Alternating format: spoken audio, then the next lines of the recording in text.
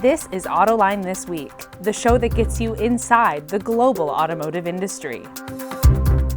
Autoline This Week partnered with the Consulate General of Canada in Detroit to produce this episode. Hi, I'm John McElroy. Welcome to Autoline This Week. Today we're going to be talking about automotive safety. Automakers are coming out with all kinds of new safety technology on cars, but are they bringing it out fast enough? And are they bringing out the right technology? We're going to get to the bottom of that today because my special guest is David Harkey, the president of the Insurance Institute for Highway Safety. David, thanks so much for joining us on the show today. Thank you, John. It's great to be here. And also on our journalist panel today, we've got Chester Dawson from Bloomberg and Paul Eisenstein from the DetroitBureau.com. Paul, Chester, great to have you guys on board. Great to be with you, John. Same here. So, David, let's get into all this automotive safety. We're seeing, we're on the verge of autonomous technology. We're not quite there yet, but we're seeing semi-autonomous systems coming out. For example, Autopilot with Tesla, Super Cruise with Cadillac. In fact, Tesla's saying it's going to come out with full self-driving, full automation next year. They've been saying that for a number of years. Now they're saying next year. I'm just wondering, what does the Insurance Institute think about all this, where drivers take their hands off the wheel and let the car drive? Well, that's a big concern if we get to that point, and it's something we're watching very closely. As you said, Tesla, other auto companies have been promising autonomous vehicles now for really a decade. And I think we have started to figure out, and they have started to figure out, that this is complicated. And it's going to take longer to get to autonomous vehicles. But what we are seeing in the meantime is more and more of these driver assistance technologies that are out there and available. And they are leading us down a path where we as drivers can perhaps pay a little less attention to the driving task. And that's not necessarily a good thing. Yeah, David, I think back all the way to when the first ABS, anti-lock brakes, came out. They confused, if you recall, some people wanted to remove them because the pulsing brakes confused people used to modulating the brakes, and some people let up on the brakes entirely. There's a big difference in names of different technologies that seem to confuse people, and there's a big difference in how they work with the consumer, whether they beep and buzz or vibrate your seat or the steering wheel or make other noises. What are your concerns about this? Do you want to see everybody come out with something that's pretty much the same in how it operates, no matter what brand? And do you see some technologies that maybe are just going too far and in reverse hurting consumers by not really doing what people expect? Yeah, there's a lot in there, Paul. Let me try to unpack a little bit of that. The first thing I would say is that one of the things that we are seeing is naming a technology, naming a system matters. We did some research a couple years ago, some survey research, where we asked consumers what kinds of tasks they thought they could do in certain types of vehicles that had certain names, right? And so Tesla, obviously, if you have Autopilot, Nissan had ProPilot Assist. And so you had these various names that conveyed to the consumer that it was okay for them to take their hands off the wheel. It was okay for them to eat. It was okay for them, in some cases, maybe to take a nap. So there's some real concerns about what you name a system and what that conveys to the consumer. So I think that's something that we really have to be careful about. The automakers have to be careful about when they're thinking about the marketing side of what they are actually putting out there for consumers. I think the other thing to remember is that with respect to consistency in how these things operate, obviously, that's another point of confusion for consumers. Most of us have a vehicle, and we quickly figure out how that particular vehicle works. But if you go from vehicle A to vehicle B to vehicle C, even within the same automaker, just changing models, they can operate very differently. And I think that can lead to a real point of confusion for consumers. And so we are encouraging the automakers and we are encouraging the National Highway Traffic Safety Administration to think about how we can set standards and how we can potentially regulate how these systems work and how they convey safety information to the consumer. Are you also, just to follow up on that real quickly, are you also looking at the consumer interactive element of each of these systems? Because you go to GM, for example, and a lot of what they signal comes literally through the seat of your pants with a vibrating seat. Others have loud buzzes. They may come from the same place no matter what the signal. Others give feedback. For example, with lane departure warning, I love it when I get a buzz through my steering wheel and the sound, it sounds like a rub strip when I'm departing from the lane on the highway. And have you looked at these to see which ones work and which ones might confuse the consumer or get them to do the inappropriate thing? Yeah, one of the things that we have looked at is lane keeping, lane departure systems is one that we've paid particular attention to because they do operate very differently. And GM actually had, we were able to look at vehicles that provided the warning through the seat, as you mentioned, or provided that information audibly. And one of the real interesting things about that particular research study is that when the information was being conveyed through the seat, rather than through some audible warning, the consumer was more likely to leave the system on. In other words, that they tended to want to turn the system off when it beeped at them, right? When you had a warning that was coming across as some audible warning. And, there's different reasons for that. It could be because they thought it was annoying. It could be because there are other people in the vehicle and they didn't want them to know that maybe they were veering out of the lane. And so they much preferred the haptic warning in the seat.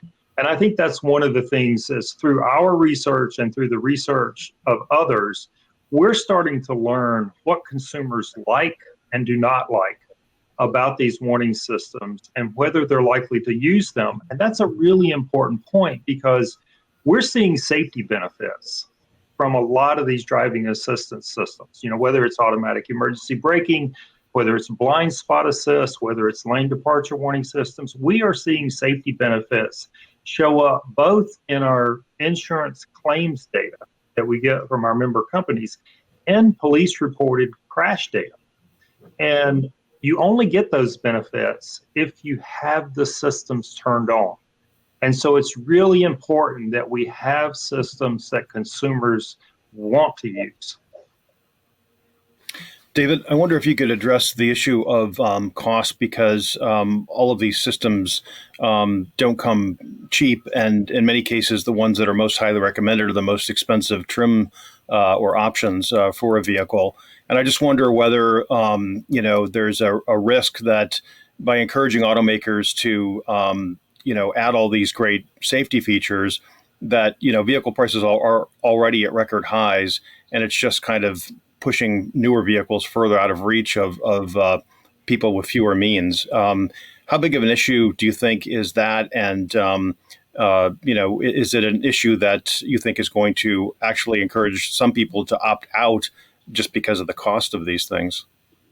Yeah, it is certainly a concern that that we as a society need to be aware of. And it's always been an issue when it comes to some safety features in automobiles, that things start out on the luxury vehicle lines or the highest trim lines when it comes to a lot of technology. And then it works its way through the rest of the fleet.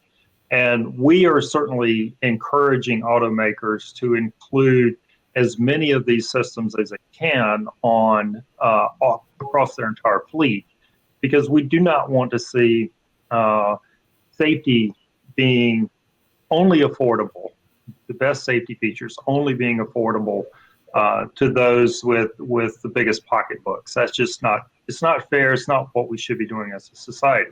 But you have to realize, as you said, Chester, that there are price points, and automakers have to make sure that they're selling vehicles, otherwise they're going to go out of business. And so it really is a balance for them as to whether they can provide these additional safety features on the lower trim lines and the lower priced vehicles. And so we continue to have those discussions with them. And one of the things that does result over time is once you're able to instrument all of the vehicles in the fleet, now you've created such a volume that the prices are driven down, right, for any particular technology. And if you can get that price point driven down for a technology, you can lower that marginal cost even on the lower priced vehicles. And that's what we're striving to get automakers to do. David, I'm intrigued that 4 years ago, the Insurance Institute agreed, along with the Department of Transportation, to get automakers to volunteer to put automated emergency braking in cars. This has never been done before. I mean, it's always been regulated. Mm-hmm. What was argued at the time is that this was actually going to become far faster of getting the technology into cars than going through the normal regulatory process. Now we're starting to see it. We're starting to see automakers put AEB, as they call it, automated emergency braking. Some are getting well ahead of the voluntary effort. Some are going to be laggards, not laggards, but they're going to come in at the last minute. What's your assessment of how this has gone? Is this a good way to go? And what does it portend for the future? Would you like to apply this to other safety technologies? We've been very happy with that program, John. It was one of those unique opportunities that we had to, we knew that NHTSA at that time was not interested in regulating that particular safety feature. We were seeing 50% reductions across all crash severities with vehicles that had AEB. And so we knew there were some big safety benefits there. So we took on this role of brokering this voluntary agreement, as you described it, with all of the automakers who produce vehicles here in the U.S.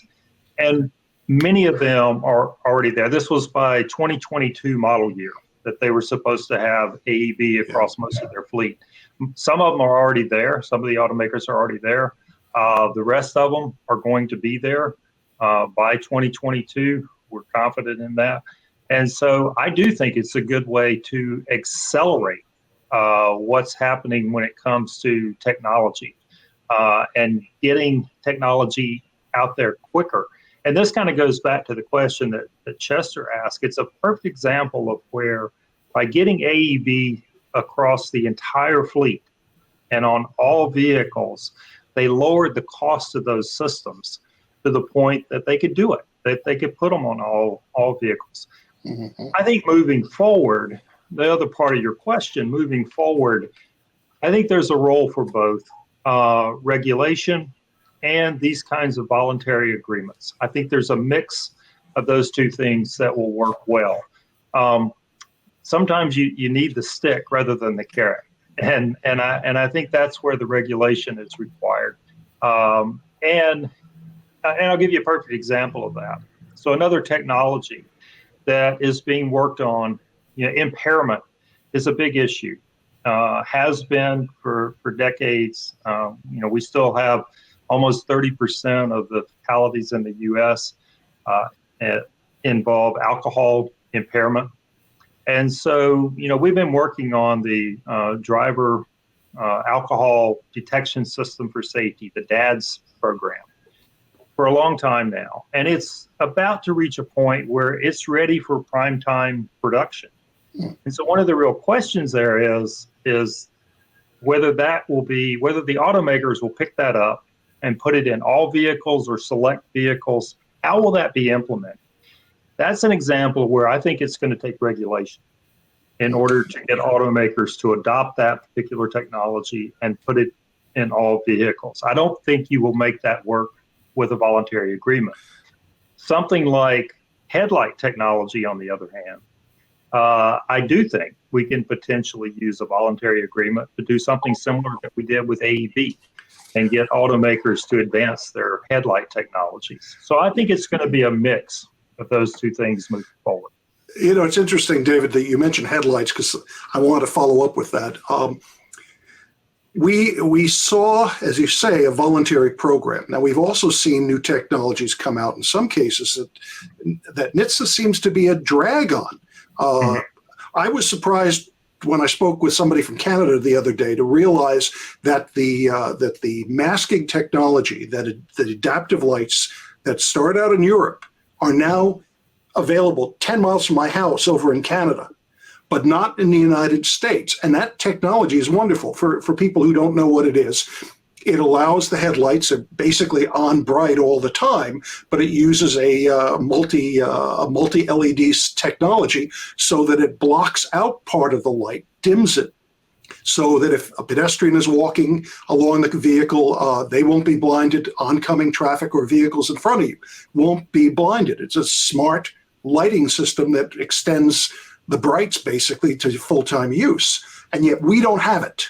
And so, first of all, what do you think at times that NHTSA has become as much an obstacle as a proponent of some technologies? And if so, how does incoming President Biden address that with what is likely to be a complete turnover of the senior staff in key transportation jobs?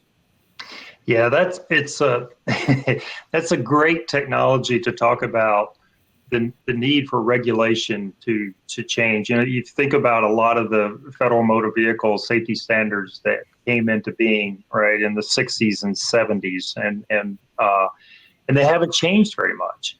And headlights is one of those areas that the reason we do not have those advanced lighting systems here in the U.S. is because we have regulation that hasn't been modified, hasn't been changed, and it needs to be in order to allow us to take advantage of these better systems, better technologies that can potentially prevent crashes and save lives. I mean, and nighttime crashes, particularly pedestrians, as you mentioned, that's where a lot of our pedestrian fatalities are.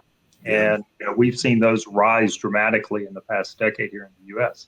So I think that's an area where the next administration really needs to focus on, not just worrying about regulations of the future and autonomous vehicles, but thinking about the regulations of today and how they need to be modified to allow us to take advantage of the technology that exists today. I mean, one of the things that I constantly talk about is autonomous vehicles are great. Self-driving cars, thinking about that and the potential for that in the future, that's decades away.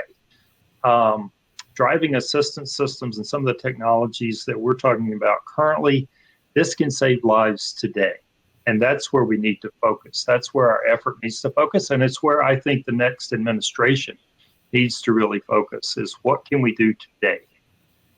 Just to piggyback on that, and not to take the focus off today too much, but autonomous technology is something that's certainly caught the imagination of the industry. And I do wonder about the kind of Wild West attitude that's prevailed over the past 4 years. And you've seen, particularly Tesla with its full self-driving, whatever that means, kind of going about with abandon. Waymo the other day, I believe, tried to take the high road by publishing a lot of data about its autonomous driving testing. But really, there's pretty sparse guardrails out there.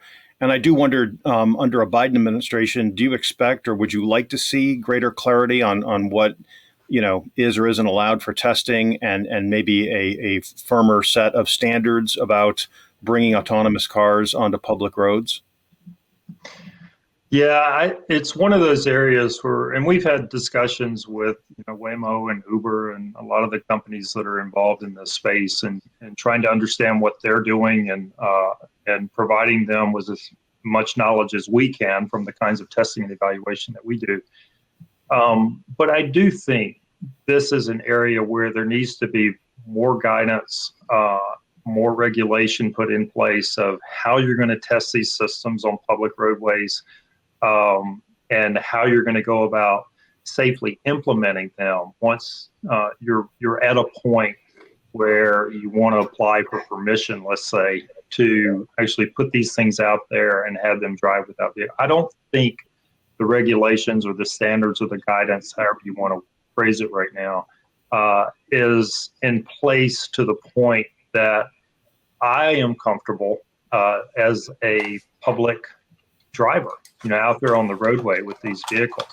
And so I do think this is an area that's going to take some attention as we move into the future, to just think about how we move from testing to actually getting to a point of implementation. We're certainly not there yet.